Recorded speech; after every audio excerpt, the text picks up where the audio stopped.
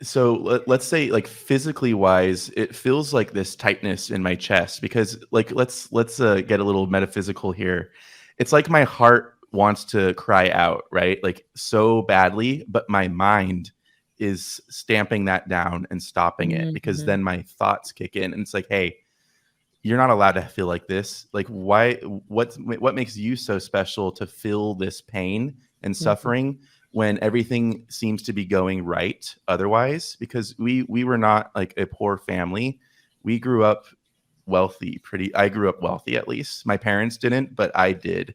And so I didn't know what that aspect felt like when in terms of financial struggles personally that a lot of other people do. And so I felt an intense amount of guilt and shame as well. When I look out there at society and then look back at myself, I'm like, okay, well, how can you complain, Wes? You have food on the table. Both your parents are still together at that point. They did Mhm. ultimately separate. And so I felt like I didn't really have any room to really complain because of that, because of what was going on personally back home and what I was seeing out there throughout society as well. I just felt like I didn't have the right. And so, like I said, it was like this tightness in my chest that I was feeling at all times, really, and this weight upon my shoulders because I was carrying so much emotional baggage. And because I wasn't able to express my emotions, I mean, they just go elsewhere, basically, in the body if you don't let them out. Hello and welcome to the Disrupt the Everyday podcast. We're here to help you navigate life while disrupting the status quo. Our discussions cover a number of topics relevant to everyday life. We discuss everything from relationships to entrepreneurship. We also engage in some difficult but important conversations. And now, here are your hosts, Brian and Tanya Hamilton. Welcome to another episode of the Disrupt the Everyday podcast. Our disruptor today is Wesley Jackson. Wesley, thanks for joining us today. Thank you, Brian. Thank you, Tanya. Now, Wesley, we always like to start off the show by getting to know the person we're having a conversation with. So we're going to start off by asking, who is Wesley Jackson? So, as you said, my name is Wesley Jackson, but I am also a survivor. In this case, a survivor of generational trauma and adverse childhood experiences that stemmed from that. And these have shaped me and my journey so far. As an adult, I spent years unpacking the experiences of my past, the choices of my parents, the environment that I was raised in, and the systemic failures back home in the US that allowed this cycle of trauma to continue. And so, people who may be listening right now, they might think that hearing someone introduce themselves as a survivor is a bit intense or perhaps unusual. But I think it's important to recognize our adversities in this case and how they've shaped us, because no matter what we may think or say, they are a part of us, but they don't have to define us. And so I think it's through understanding that these trials that we can understand ourselves better and find a path towards healing and growth. And I think that begins with understanding yourself first. And so, growing up in my family with my mom, my dad, my younger brother, and my younger sister, I witnessed firsthand the effects of emotional, physical, and verbal abuse. And when I was experiencing these realities, I came to understand over time the power and pervasiveness of generational trauma and the courage that it really takes to break the cycle. And so, this cycle of trauma didn't just affect me at home; it also affected me academically. And so, I've had a challenging journey struggling with dyscalculia, late ADHD diagnosis, and what is called twice exceptionalism. So that's where you're gifted in intellectually speaking, but you also have learning disabilities. And so, luckily, with a lot of resilience and trying and failing, I graduated from the University of San Diego, where I discovered my passion for esports at the time. And this was a discovery that really helped give me a sense of purpose and a sense of community to my life. And that's really what kept me going through all these trials. And so, throughout my life, I talk about trials. I've faced a lot of demons. I've grappled with depression, anxiety, and even addiction. But I've also experienced on the flip side of that, through these struggles, the healing powers of therapy, meaningful work, and the undeniable human ability to survive and thrive amidst adversity. And so it's this journey with all of its highs and its lows, this roller coaster that I was going on, that I like to bring to the conversations that I have. And I hope to bring to the conversation that we have today, because I'm not just Wesley Jackson, someone with a history of trauma. I am also an advocate now.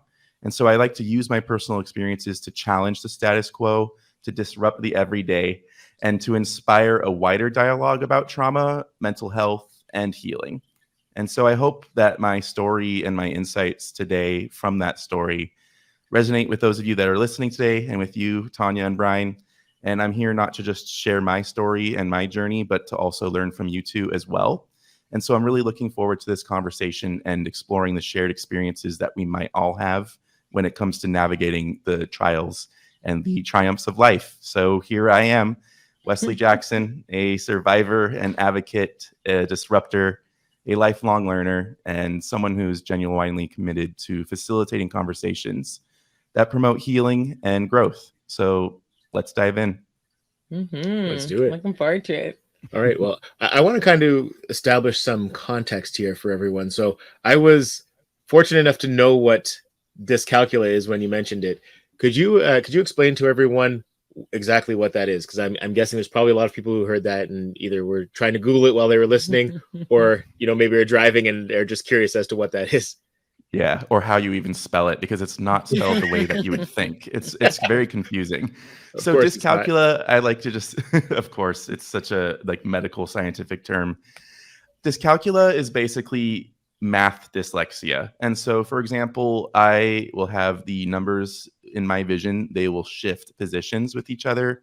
And also, as a result of that, I will, even if I do end up answering a math question correctly, I don't really know how I got to that point. And it takes me several tries to get to the answer of a problem because of these numbers shifting positions with each other. Wow. And you mentioned the twice exceptionalism as well. I want to dive into that a little bit. So again, this will just give us some good context as to the struggles that you had, throughout your academic career and how that kind of contributed to everything. Yeah. So the twice exceptionalism, when I was in third grade, I was going to be considered for the GATE program, which is Gifted and Talented Education in California. I believe it's only a state program there. And I was rejected by my third grade teacher because I was struggling with long division. Go figure why at this point. But and so that's why I was rejected off the basis that I was struggling with math. And that just flew under the radar, though, because they didn't really look further into it at that point. Fast forward to a year later, I was admitted by my fourth grade teacher into the GATE program. But even still, my struggles with math, all I did to get into it at that point was try harder, essentially. But the solution wasn't actually there. So even though I was then finally in the GATE program and then on that track of, advanced courses throughout the rest of my academic career, honors, AP, all of that, I was still struggling with math the entire time. And it took me seemingly 5 times longer to do my math homework than anyone else. And thank God for my friends and my study groups back then, because I would not have made it without them because of this, because of how hard I was struggling with it. But I didn't know. I thought I was just bad at math. I thought that, and that's what also everyone told me, because they can't tell either. They don't see what I'm seeing. Oh, these numbers are just kind of changing position. That's kind of weird. What's going on with that? I keep arriving to problems or solutions to problems, and I have no idea why I've done it or how. Every single problem I did in math was like a new experience, basically, for me. None of it really stuck in my head. And so all of this, this learning disability side of me was really overlooked because of the gifts that I had in other areas within school. So in particular, English, history, and science even. And so, yeah. Yeah, and so I'm guessing too, the ADHD, I'm sure, was something that was probably undiagnosed as well, which again creates this weird dichotomy because the teachers just see this exceptional student, probably not realizing how how difficult it is for you to maintain that status in the back end.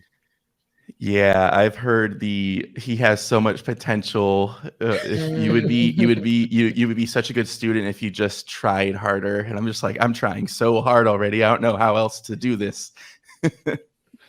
Yeah. And then on top of that, as a child, you had everything going on at home and in your family, and just trying to process everything at school. That must have been a lot for you. So as a child looking back, like, what were your coping mechanisms? Did you have any?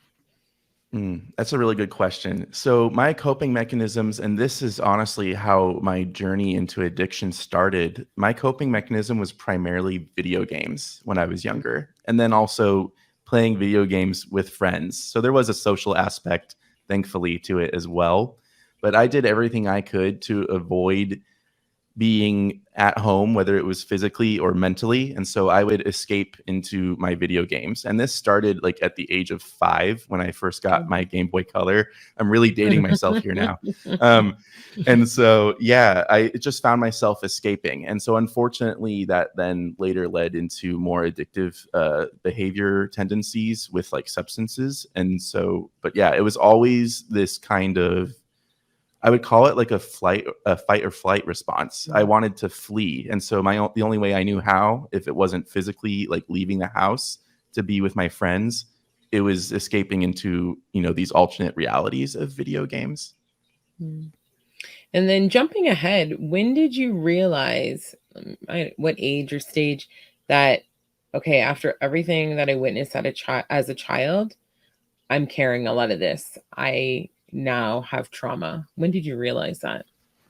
I would say about 2.5 years ago only from this point.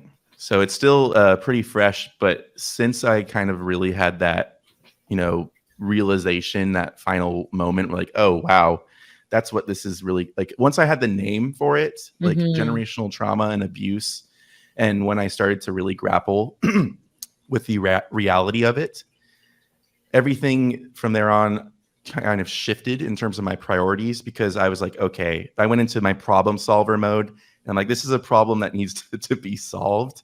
And so I spent like 2 years just diving deep into my own past, my own like psyche, my mind, and really, really focusing on trying to understand things and then heal and unlearn a lot of my, like I said, unhealthy coping mechanisms that I had carried with me for that long time. Okay.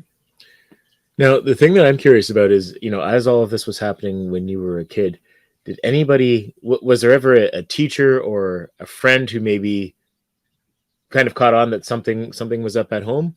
Or was the fact that you were doing so well in school something that kind of helped mask everything that was going on, I guess, to other people? It was a little bit of both. So the only person that I know of personally that kind of realized something was one of my high school friends. And he didn't say anything either until just a few years ago when I caught up with him. Sorry, hold on. Losing my voice, like I said. Yeah, only one of my high school friends noticed, but didn't say anything either until much later. None of my teachers really got to the bottom of it. None of them really hit the nail on the head. I was definitely struggling in school. Once I was in my senior year of high school, finally, I actually I should have, for all intents and purposes, they should not have passed me.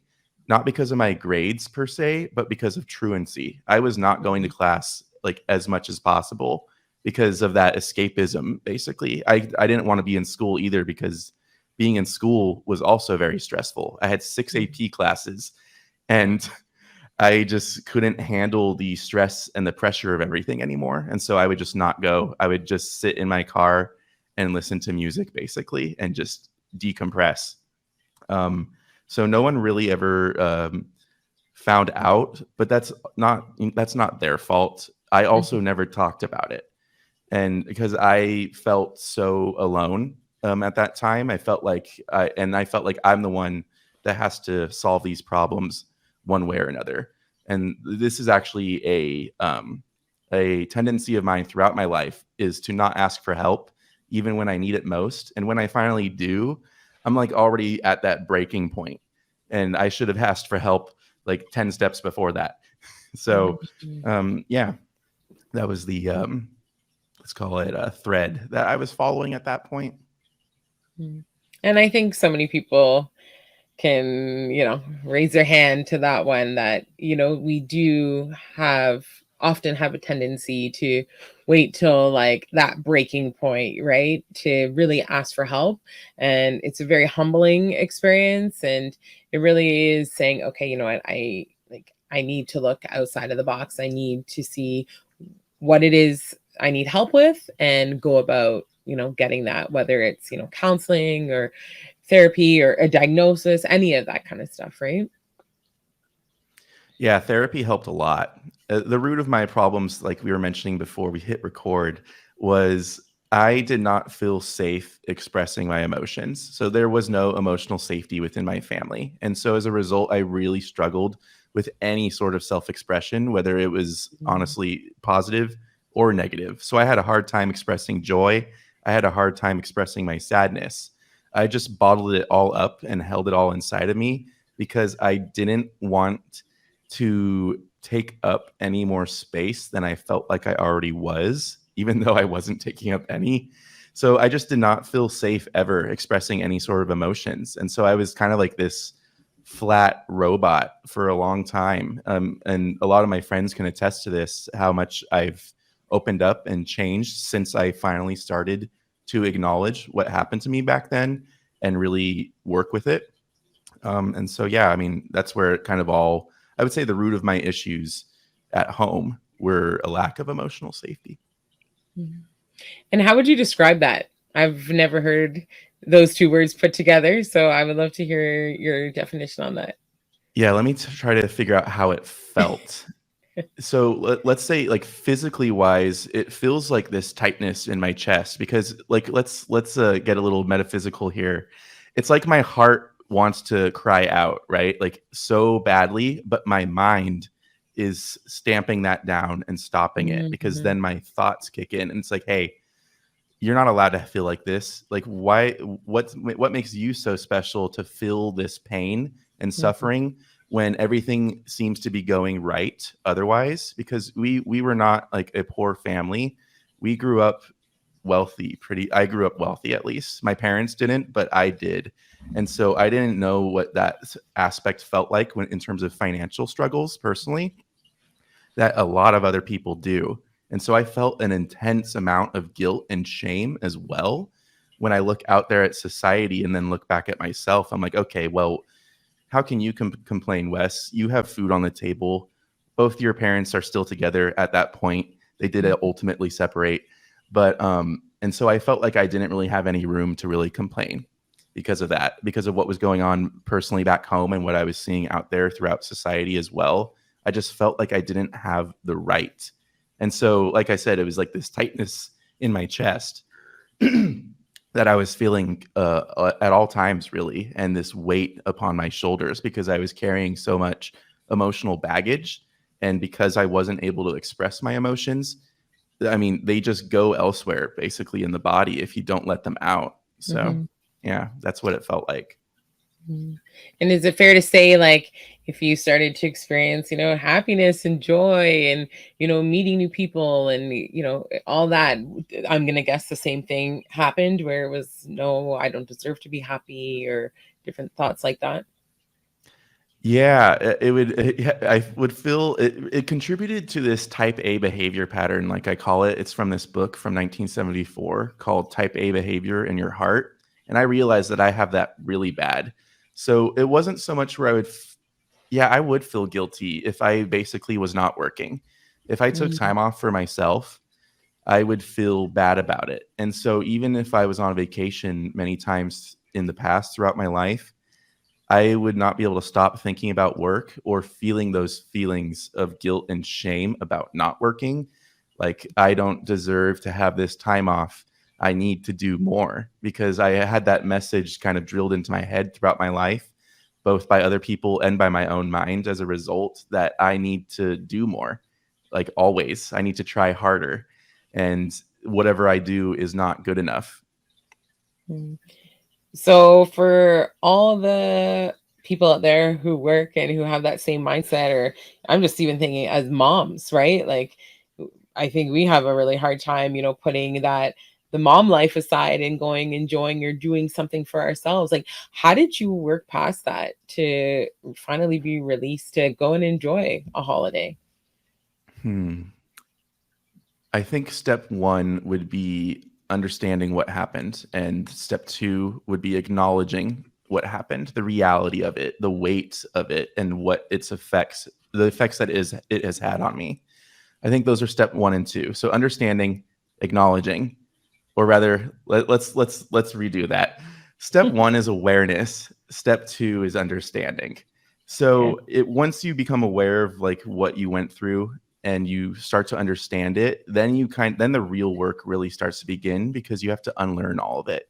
And so what that looked like for me in terms of unlearning my maladaptive coping mechanisms was a lot of practice of self-acceptance and then self-love. So it began with self-acceptance because I needed to acknowledge these darker sides to myself that I was brushing under the rug and not showing other people and denying that they really existed.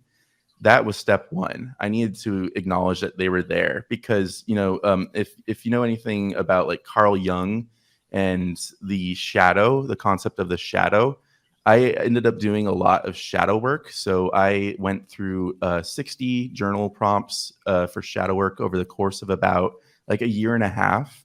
So I would do one every week or so. And then I would just sit with the thoughts and feelings that arose as a result of doing this work. And it's a lot of really, really deep dives into kind of the subconscious level of your psyche and diving deep into your past. And so I would say self-acceptance and self-love were the biggest two for me in terms of really getting through all of this and starting to heal. Okay. Now, I'm just curious to know if the environment impacted your younger brother and sister in a similar way.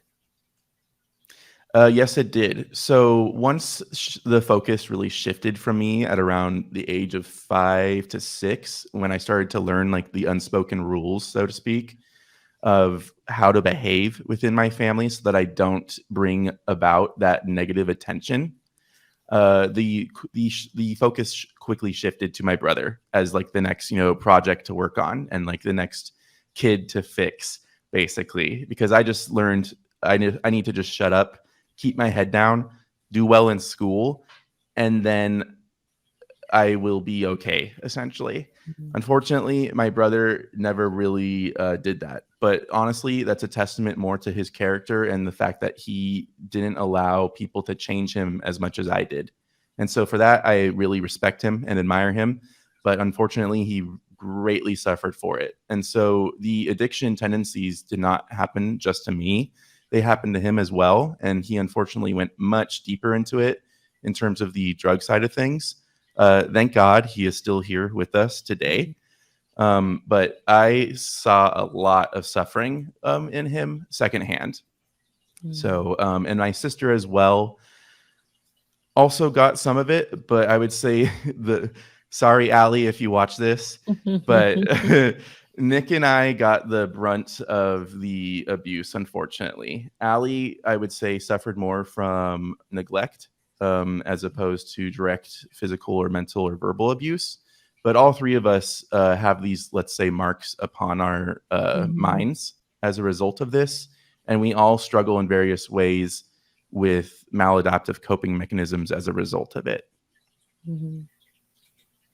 And just in my past of working even with domestic violence and in child protection and stuff like that, like, well, I would always say to ladies, or just talking to them about their kids, is it's not always the physical, right? We know that the emotional, the neglect, all that is what actually ends up staying the longest, right? So that's hard. And then that's what a child is left with, to have to figure out, especially if in your situation where pretty much had to figure it out on your own, right?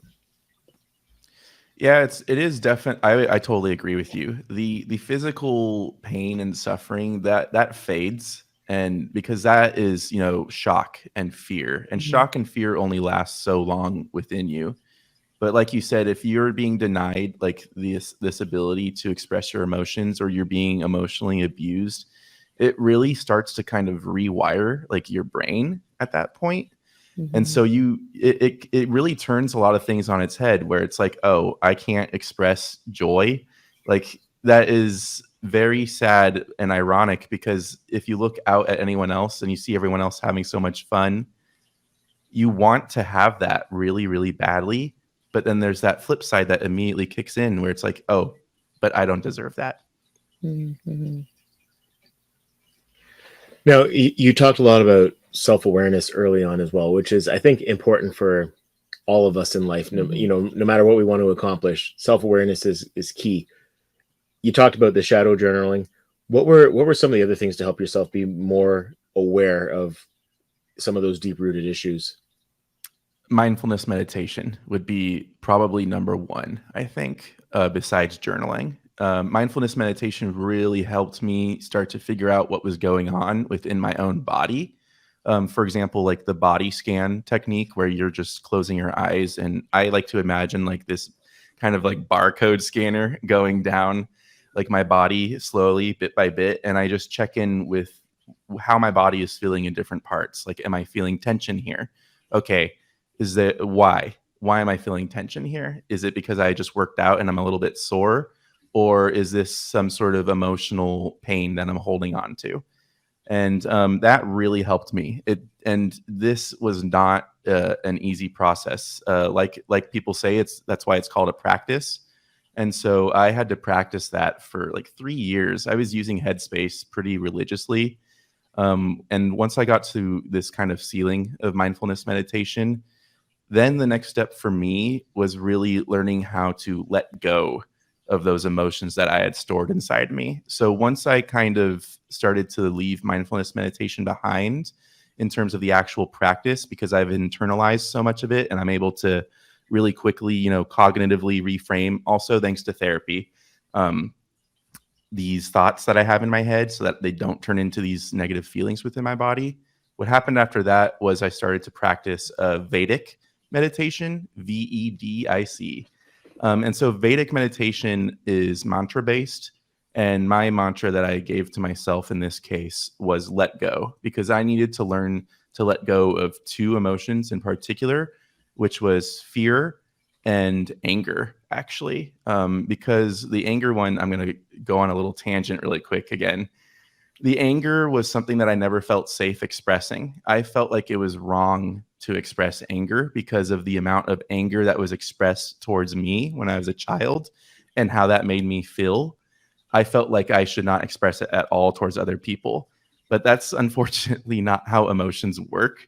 And so, because of this fact that I was not expressing my own anger for so long, it was being turned inwards towards myself. And so I was being angry at myself all the time, and even other people, like in my own head, but I would never express it verbally, even if it was completely justified and rightfully so.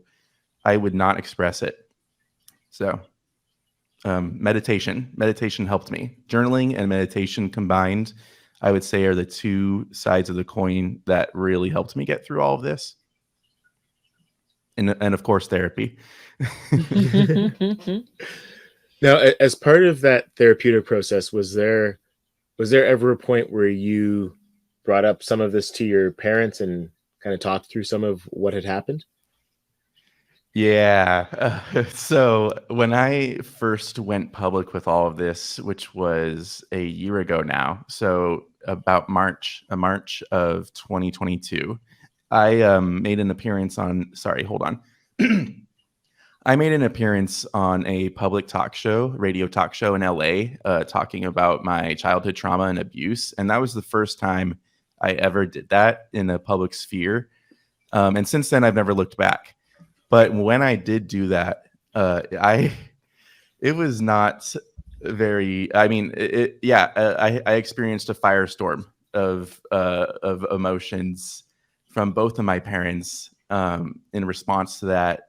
But honestly, I knew that was going to happen anyway, no matter what. And I feel like that had to happen no matter what also, because otherwise I would have just continued to bottle this all up inside of me, and it would have just slowly killed me from the stress of all of it. And but you know, we when you live in fear of your own parents for different reasons, and you don't feel like you're safe to express your emotions with them, I felt like going public with everything was really my only route.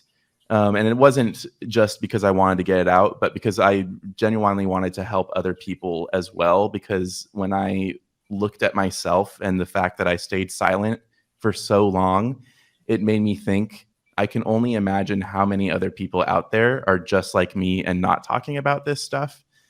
And so I felt like it was more of a mission of mine and a duty that I had, not just to myself, but to other people, to start talking about it. And so that is what really helped me counteract these worst case scenarios that were playing out in my head, because I like to practice stoicism as well as a philosophy.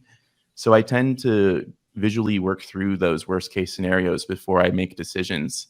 And there were a lot of worst case scenarios that were going through my mind. Yeah. I was like, oh man, like the world is just going to fall apart after I do this. Everything's going to come crashing down. I'm going to have zero support now. But none of that actually happened, because of the fact that I acknowledged the reality of what happened and specifically referred to, look, this is just my perception of things. These are my thoughts and feelings that I had in response to this situation. And there's nothing that you can really say to change that, because this is just how I feel. And I was very pragmatic as much as I could be with it during that time. And I don't think it's still something, like you said, that we're able to really talk about, unfortunately, at this point. It's not something that we've really sat down and had a long, open, honest, and transparent conversation about with either of my parents. But it has started that ball rolling at the very least. And for that, I mean, any progress to me is still progress at that point. I like to be a little optimistic about it. And we've got a lot of time still, hopefully. So, yeah, it was necessary. Now, I'm sure part of what, when you're kind of recovering from something or changing your lifestyle, a lot of it is just changing habits. So I'd like to explore some of the habits that you started. We talked about journaling already, the meditation, but how you implemented those, and did they replace, I guess, other habits that were less productive for you? Mm-hmm. Yeah, so habits is a good one. Really quick, I'll drop an anecdote from research. Up to 40% of our lives are dictated by habit. And so this was found by researchers at Duke University. When I learned that a few years back, it really started to click for me. Oh, I am what I do every day, basically, and I am who I hang out with or where I hang out every day as well. So I'm greatly shaped by what I'm doing and where I'm at. And when I realized that, I started to really cement habits more into my routines, which is really hard as someone who's got ADHD, because I just really want the variety and the randomness, like that dopamine of random things happening. Yeah. Oh, I get it. So it was definitely a learning process. And it really began with realizing that, so for this long period of time, because I struggled so greatly with depression in particular, I looked at myself as a low energy individual because I was dealing with so much emotionally. I was always fatigued. And then also I was struggling with chronic pain after a bicycle crash in 2020. And so I felt like I couldn't do anything after that. I was really like knocked off of my horse, so to speak, in that case. And I started to look at myself like, oh, like I need more rest than I really did. And I really had to reframe that afterwards and realize I need to get physical activity every single day. And if I don't, that energy that I have will instead go up into my head and turn into kind of like anxious thoughts. And so if I'm not like working out, or at the very least doing like qigong, which is like Tai Chi essentially, any sort of movement, yoga, like walking, I just needed to do something each day to get that nervous kind of physical high energy out of me, and so that it wouldn't go up into my head. So that was one habit that I really started to realize I need on a daily basis, was movement. The second one was nutrition, because of I had a serious binge eating problem when I was younger, because I would stress eat. If I couldn't escape the reality of my situation through video games or hanging out with friends, I would escape it through food by like filling that kind of like void that I was feeling with food physically. And so I also had serious weight problems when I was younger as well. I was overweight like from a very young age until like quite deep into my 20s. And so so movement, nutrition, those were two habits that I started to cement into my daily life. So I take and because it's hard for me to control that side of me still, I just put myself on a meal plan. I'm like, whatever works basically is what I say to people. So if you like aren't at that point yet where you can make those healthy food decisions in those micro moments on your own, have someone else do it for you. So go on to a meal plan. Or if you can't do that, make one for yourself at least and really stick to it. And I think it's also all about prioritizing. So if you prioritize yourself in this case, in the case of a meal plan, for example, because you're going to have friends that want to invite you out, you're going to have family dinners. How do you stick to that? And how do you commit to that if you're not committing to yourself in the first place? So I think it's really this priority shift of, you can't pour from your cup when it's empty. You can't help other people when your cup is empty. And so you can't really truly grow as an individual and personally develop yourself unless you take yourself very seriously and honor yourself in that case. So movement, nutrition, and then the meditation, like we already spoke, was another big one. So I realized that I also need to have space for myself, and I need my alone time really badly. I realized that I'm both an introvert and an extrovert, so I'm an ambivert, but that introvert side of me is still half of me. And if I neglect that, it's going to, get louder and louder and scream at me basically like, Wes, you really need to take some time for yourself. Don't go out to that networking event tonight. Just stay at home, read a book, maybe watch an episode of something on Netflix and just chill out for a little bit because you are pushing yourself way too hard. And so I think, and that again begins with self-awareness. And I didn't really get to that point until I started really practicing meditation. So movement, nutrition, and then meditation of some sort, I would say, are the big three for me that have really helped me in terms of habits. Awesome. Now, the next thing I kind of want to touch on is, just looking back at your journey. Now, I'm sure obviously you've been able to learn a lot these last few years just about, number one, self-development, yourself as a person.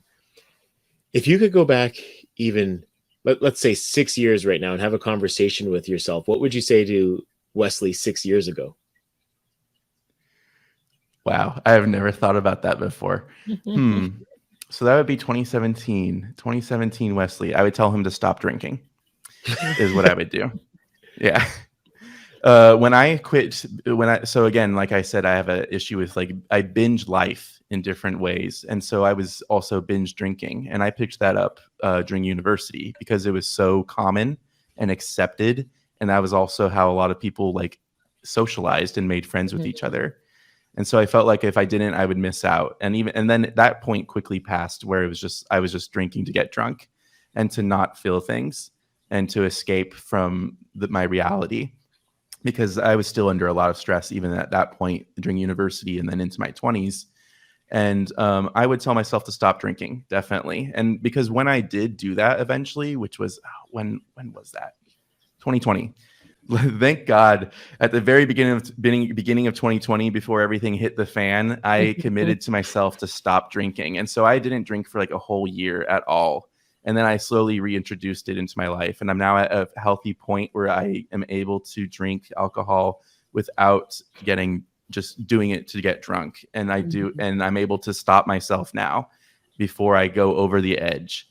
And I really, really wish that I had learned that and had taken it seriously at an earlier age so that I could have started a lot of this healing process at a much earlier time. So that would be the big one. Don't drink, Wes.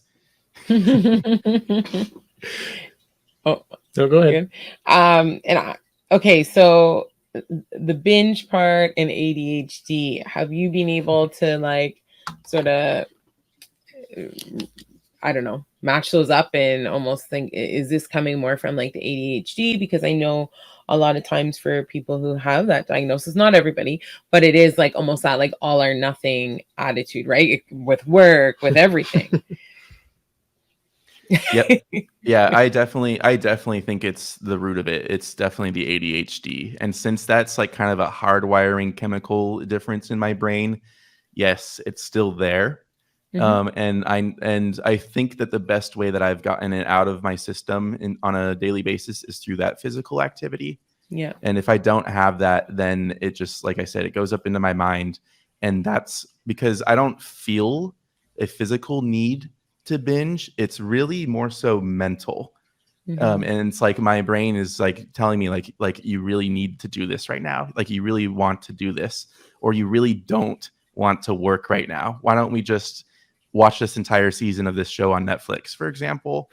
Things like that. And so those thoughts don't really happen though, not nearly as much when I Mhm. am being physically active and kind of honoring that need of my body as opposed to only my mind.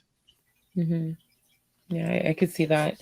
And just another piece about the ADHD, I feel like it over the last couple years has become, I don't know, maybe it's just because I see it a lot, but more common for an adult diagnosis, right? Like as parents, we, see it with our one child at a young age. But yeah, a lot of people I talk to, or even just seeing on social media and things like that. So, what actually made you stop and think that, okay, I should maybe get a diagnosis or look into this? It was all thanks to my brother. So my brother was diagnosed when he was in third grade, and he's only 1 year Okay. younger than me. And so we were actually struggling with the same thing around the same time. I just didn't talk about it. And it wasn't as obvious and apparent in terms of the hyperactive aspect. Mine Mm-hmm. was inattentive largely until a point, and then it kind of became a mixture of the two. But his was definitely more so hyperactive because he was, the class clown archetype, always getting into trouble, like always had to be doing something other than actually paying attention in school. And that got him into trouble a lot with his teachers. And so, because of that being so much more in your face, he got that diagnosis at a much earlier age than I did. I didn't really start to realize how badly I needed it. First, it began in my senior year of high school. So when I was greatly struggling with everything and nearly going to be failed because of truancy, I actually took one of his Adderall a couple of times in order to get through the cramming and a semester's worth of work into like 3 weeks, basically, Mm-hmm. and in order to not get failed. And when everything kind of just completely turned on its head after I did that, that is when I first started to kind of put that thought in the back of my head. I'm like, things feel completely different when I'm on this medication that my brother's also on, and he's so closely genetically related to me. That made Mm-hmm. me it tickled my brain for a little bit, but I didn't go any further with it until university, which was in 2013. So 3 years later, I was on academic probation in university because I couldn't keep it all together, especially once I was on my own and responsible for my own schedule. I just Yeah, I know, right? I just played video games all day. I played video games all day and I wouldn't go to classes. And so I was again at danger of failing out of my university. And that's when I really started to take it seriously because I'm like, okay, whoa, if I fail out of this university, it is going to be very hard for me to get back in to not just that one, but anyone. Because who would want to take a student that doesn't go to class and just plays video games all day? I mean, yeah, cool. They're getting free money from me for my tuition, but no one wants to see that as a student. It's really unfortunate and disappointing. And so in 2013 is when I went to my psychiatrist at the time and told them, like, look, all this depression and anxiety that I'm feeling right now is a result of the fact that I cannot focus at all. And that's when they started to take me seriously. And I was quickly put on Strattera, which is actually a non-stimulant ADHD medication. And that also helped me greatly. And so that the proof was in the pudding there at that point for me. Granted, I actually I'm not on meds at all right now, and really largely haven't been throughout most of my life, except for those 3 instances, which was in high school, 2013, and then I went back onto it again a year ago. And after that point, I just felt like it just doesn't really agree with me. It's too stimulating now at this point, and it causes me to be a different version of myself. So I feel like the focus at the cost of being more irritable and easily angered is not really worth it for me in my case. But that's not to say that not other people don't need it. And I don't really look down on medication as a result, because it does help so many people. So just want to put that out there. Now, the other thing you talked a lot about as well is how you kind of transition and become this advocate now. And I'd like to unpack what advocacy looks like for you. And, well, I guess, was there like a moment where someone had reached out to you and said that your message helped them, and just kind of the impact that had on you the first time that happened? Yes, those comments are what keep me going in the harder times, honestly. And I have finally started to save them into kind of like a file folder of sorts, so that I can go back and refer to them, because it's so easy for me to forget that my work is helping people, especially when it's online. And because a lot of it happens within a void or a vacuum. I'm working on my own. I'm working from home. I make content. I put it out there. It doesn't always get feedback, but the people who do give me feedback, and it's been all positive, thankfully, it means the world to me. And so, for example, I'm active on Reddit, and I post a lot of comments, and I sometimes make posts as well in specific like self-help, self-improvement, personal development related subreddits. And when I get comments on there, even though it's from a completely anonymous stranger, and they tell me how much that my words have helped them, it's how would I describe it? It is really fulfilling, and it makes me feel really good about not just the fact that someone else is benefiting from my work, but it's just the fact that every little bit of that is, I think, a movement towards a better world on such a micro scale, because of the butterfly effect or the domino effect. If we are able to heal ourselves, it just automatically naturally starts this domino effect of where we start to heal others, because once we embody the work that we've done, it really starts to affect other people on this kind of energetic level. Because once you start to not just think these things in a positive way, but you also start to be them and act on them, other people respond to that. I mean, this is the case in point right here, like with the Reddit comments. And so I really think that it helps start this chain reaction of events that leads towards a better collective overall. All right. Now, another thing I kind of want to touch on as well. Like you talked a lot about playing video games through university, and everybody knows that video games won't take you anywhere. But then you got into esports, so I know a lot of us probably don't know what esports are. Can you share a little bit about that? Yeah, so it is really interesting how I turned my binging habit of playing video games into something positive. I don't think it would have happened any other way. And so I was playing so much video games for so long that I was very good at them. And it didn't really matter what game it was. I was able to pick it up pretty quickly as a result of all that practice, let's call it. So I turned it into a more serious endeavor in 2013 as well, actually. And that's when I founded USD Esports, or University of San Diego Esports, now known as Torero Gaming. And I was playing League of Legends at the time. And so for everyone that doesn't know what esports means, it is competitive video gaming. And so I was playing video games competitively at the university level, both nationally, regionally, and locally. So we would play in tournaments of all shapes and sizes. And I did that for 2.5 years. I served as the founder, president, general manager, team captain, and I was also like the main player on our top team as well. So I was wearing a lot of hats. And so, I mean, go figure, no wonder I was like almost flunking academically also around that same time. Yeah. Because I was like, okay, well, yeah, if I can't do the school, I'm just going to do USD esports. And so I was overcommitting to USD esports work at the cost of my academic studies at the time. I did manage to kind of balance that back out after that, like one semester where I was on academic probation.